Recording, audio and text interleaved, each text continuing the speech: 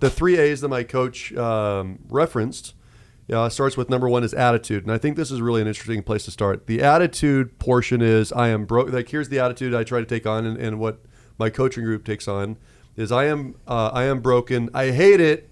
I'll fix it. Right? I'm broken. I hate it. I'll fix it. Okay? So that's got to be the attitude you take on to just improve in any area of life that you want to improve on, right? And so I just say, like, pop quiz, Brynn. I'm just curious, of the 3 statements, what do you find to be the most important of the 3 statements? Which 3 statements? I am broken. I hate it. I'll fix it.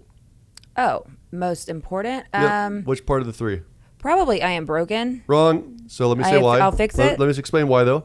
So it's not I am broken because a lot of us look in the mirror sometimes. We're like, it's not exactly where I want to be. A lot of us look at relationships like, I could have done better in that conversation.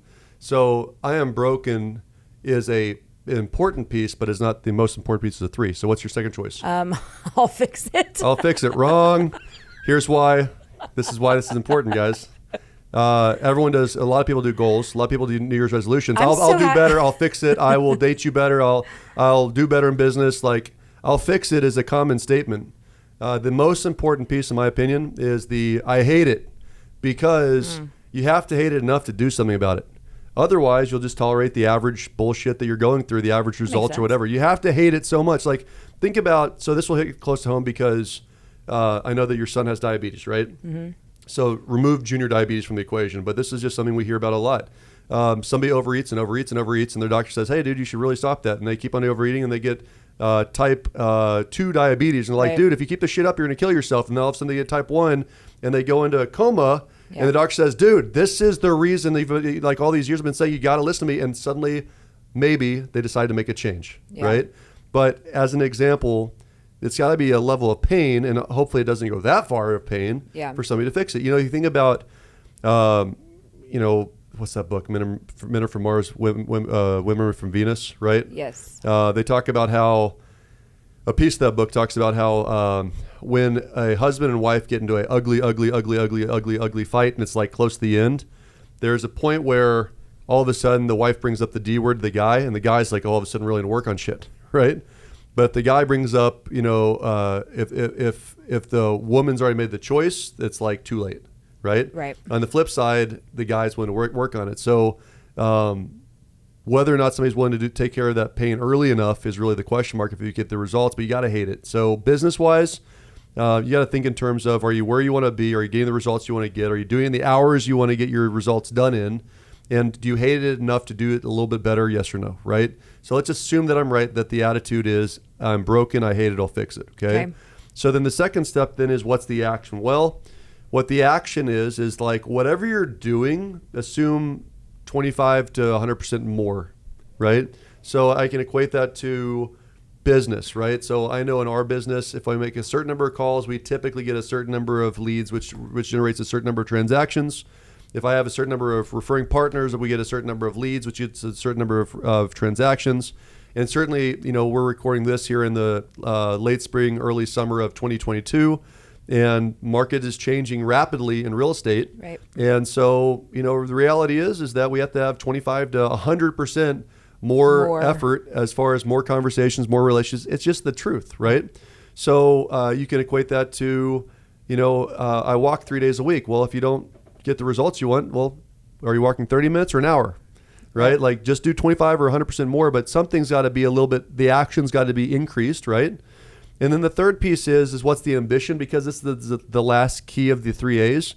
The ambition is for what purpose? It's to be a little better, right?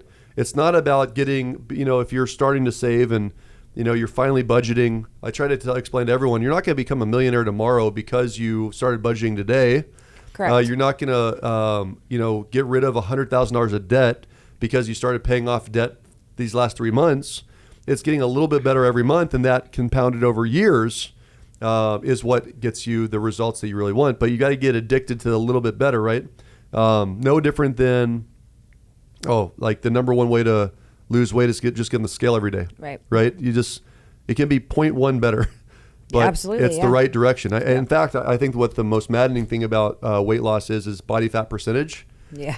Body fat percentage is just like, to do it in a healthy way anyways, it is a slow moving needle, right? It's like 0.5% a week or 1% a week would be like extraordinary, and it feels like nothing. Nothing, right? Business is the same way. Money is the same way. Relationships are the same way. Yes, it's about getting a little bit better. And so it's the understanding of, in this day and age of instantaneous gratification, you're flipping through your phone and you're getting that little shock of adrenaline, or that's not the chemical I'm looking for. Dopamine, thank you. And serotonin. You get that little shock of like the good stuff. Yeah. Really quickly on a dime. You got to understand that for the long-term results, when you're talking about this overall elevating your game in whatever area we're working on, the ambition's got to be a little bit better all the time. A little bit better all the time. Just a little. So that's my starting point for why pivoting is relative. Like you said, whether it's a big problem or I just want to be improving. Just want to be improving a little bit, yeah. Even if it's not terrible. Yeah, it doesn't have to be. I hope it's not terrible for you. If you're listening in, I hope that it's not terrible in your life. Yeah. Right? Like, this is not about therapy today, guys. It's about this whole series is about being a little bit better and elevating your game in whatever area that's important to you. I love it. Okay, so under the first bullet point, so we have attitude, which is the three questions under attitude are I am broken, I hate it, or I will fix it. Yep. Well, it's a statement, right? It's got to become a what's the word? A daily affirmation, right? I'm broken, I hate it, I'll fix it. I'm broken, I hate it, I'll fix it. I'm broken for sure. I hate it enough that I'll fix it today. So to me, the I am broken piece is just being humble enough to admit that you don't have it all figured out. Yep. And that it's not all perfect. Because I think there's a fair share that I don't want to say sticking their head in the sand, because I think there could be so many things going right, but staying humble enough to be able to say, hey, things are going really well and there's still room for improvement. Yep. Right? So that's the humility piece to me. I hate it is a really honest thing to say, because the thing that you hate is probably the thing that is the most uncomfortable to address. It's something you really don't want to do at all. So to me, that's going to be the hardest one, which is probably why it's the most important one, as you said. And then I will fix it. And I think that I will fix it is a matter of when and how. And the will to see it through.